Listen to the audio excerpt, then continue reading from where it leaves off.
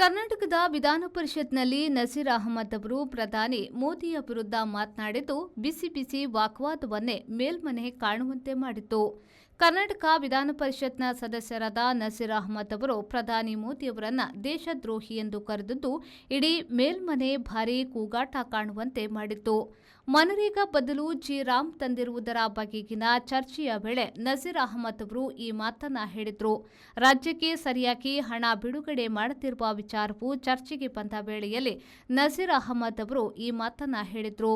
ಅಂತಿಮವಾಗಿ ನಸೀರ್ ಅಹಮದ್ ಹೇಳಿದ ಮಾತನ್ನ ಕಡತದಿಂದ ತೆಗೆದುಹಾಕುವಂತೆ ಬಿಜೆಪಿಯವರು ಒತ್ತಾಯ ಮಾಡಿದ್ರು. ನಸೀರ್ ಅಹಮದ್ ಅವರದ್ದು ಅಭಿಪ್ರಾಯ ಆಗಿರಬಹುದು, ಆದರೆ ಅದು ತಪ್ಪು.